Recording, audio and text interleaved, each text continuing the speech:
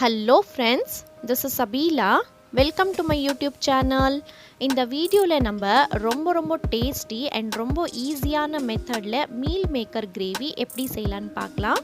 So start பண்ணுறதுக்கு முன்னாடி channel first time visit பண்ணியிருக்கீங்கன்னா ப்ளீஸ் சப்ஸ்கிரைப் பண்ணி சப்போர்ட் பண்ணிக்கோங்க. ஸ்டார்ட் பண்ணலாம் வாங்க. ஃபஸ்ட்டு மீல் மேக்கர் இந்த மாதிரி தான் நல்லா கெட்டியாக கல் மாதிரி இருக்கும். அதுக்கு இந்த மாதிரி சூடான தண்ணி வந்து அந்த மேலே வர வரைக்கும் போட்டுட்டு டிப் பண்ணி லிட் க்ளோஸ் பண்ணிவிட்டு ஒரு 10 மினிட்ஸ் விட்டுருங்க. ஸோ இது 10 மினிட்ஸ் இருக்கட்டும். அது வரைக்கும் நம்ம மசாலா ரெடி பண்ணிக்கலாம். அதுக்கு ஒரு பேன் எடுத்துக்கோங்க. கொஞ்சமாக ஆயில் சேர்த்துட்டு சின்ன வெங்காயம் இல்லைன்னா பெரிய வெங்காயம் ஒரு 2 சேர்த்துக்கோங்க.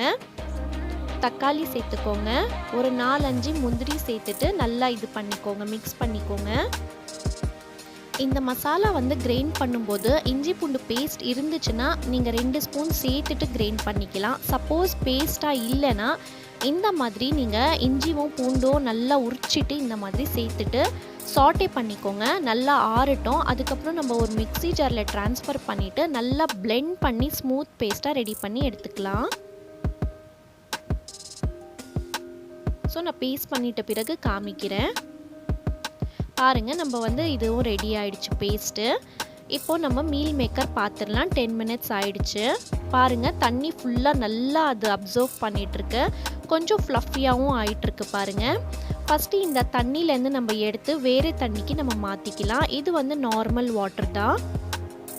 ஏன்னா அது கொஞ்சம் ஹீட்டாக இருக்கும் இல்லைங்களா, அந்த தண்ணி ஃபுல்லாக நல்லா வந்து உங்களுக்கு பிழிஞ்சு எடுக்கணும். அதனால நம்ம வந்து நார்மல் வாட்டரில் இது பண்ணிக்கலாம். ஸோ இப்போது நல்லா உங்களால் எவ்வளோ ப்ரெஷர் போட முடியுமோ நல்லா ப்ரெஷர் போட்டு நீங்கள் அந்த தண்ணி ஃபுல்லாக இது பண்ணிக்கோங்க. நான் ஃபுல்லாக அந்த தண்ணி ஃபுல்லாக எடுத்துட்ட பிறகு நான் காமிக்கிறேன்.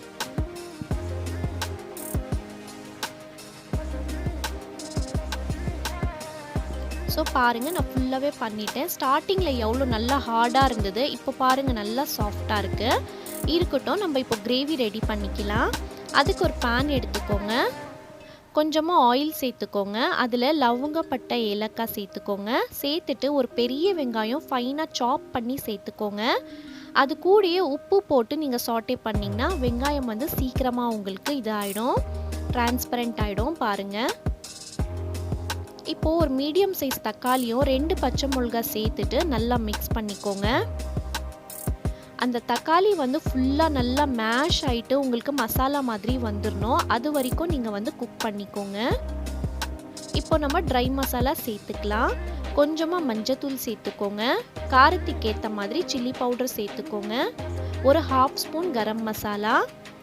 நீங்கள் நான் வெஜிடேரியனாக நீங்கள் இருந்தீங்கன்னா நீங்கள் சிக்கன் பவுடர் வந்து போட்டுக்கோங்க. சப்போஸ் நீங்கள் வெஜிடேரியனாக இருந்தீங்கன்னா இந்த சிக்கன் பவுடர் நீங்கள் சேர்த்துக்க வேண்டாம். பட் போட்டிங்கன்னா ரொம்ப டேஸ்டியாக இருக்கும். ஒரு பெரிய ஸ்பூன்லேருந்து 1 ஸ்பூன் வந்து சிக்கன் மசாலா வந்து சேர்த்துக்கோங்க. இப்போது நல்லா மிக்ஸ் பண்ணிட்ட பிறகு நம்ம ஆல்ரெடி கிரைண்ட் பண்ணோம் இல்லைங்களா மசாலா, அந்த மசாலா சேர்த்துக்கலாம். அந்த மிக்ஸி ஜார் நல்லா இது வாஷ் பண்ணிவிட்டு அந்த தண்ணியும் சேர்த்துக்கோங்க. கொஞ்சமாக மிக்ஸ் பண்ணிக்கலாம். மிக்ஸ் பண்ணிட்ட பிறகு நீங்கள் தயிர் வந்து ஒரு கரண்டி வந்து சேர்த்துக்கோங்க. தயிர் நீங்கள் சேர்த்துட்டிங்கன்னா உங்களுக்கு டேஸ்ட் வந்து சூப்பராக இருக்கும். பட் இது ஆப்ஷனல் தான், தேவைன்னா சேர்த்துக்கோங்க, வேண்டானா விட்டுடுங்க. ஸோ தயிர் சேர்த்துட்டு நல்லா மிக்ஸ் பண்ணிக்கோங்க. இப்போ இந்த கிரேவி வந்து பார்த்திங்கன்னா ரொம்ப வந்து திக்காக இருக்குது இல்லைங்களா, உங்களுக்கு எந்த மாதிரி கிரேவி வேணுமோ அதுக்கேற்ற மாதிரி நீங்கள் தண்ணி சேர்த்துக்கோங்க. இப்போ மிக்ஸ் பண்ணிவிட்டு உப்பு காரம்லாம் நீங்கள் செக் பண்ணி பார்த்துக்கோங்க.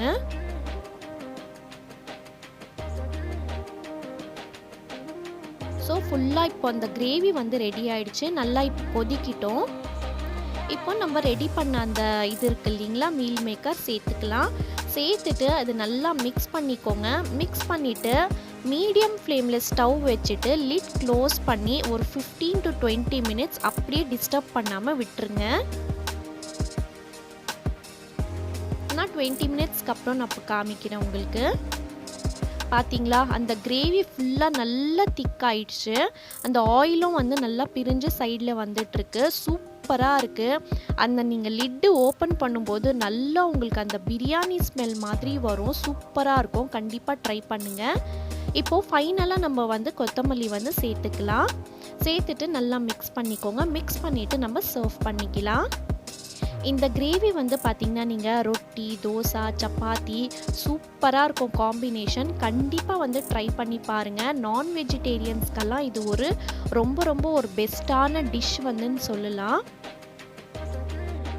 நம்ம சேனலில் ஆல்ரெடி நிறைய kitchen tips, cooking tips, kitchen tour, அப்புறமா ஷாப்பிங் வீடியோஸ் எல்லாம் இருக்குது. ப்ளீஸ் சேனல் விசிட் பண்ணி பாருங்கள். சப்ஸ்கிரிப்ஷன் டோட்டலாக ஃப்ரீ தான். ப்ளீஸ் சப்ஸ்கிரைப் பண்ணிக்கோங்க.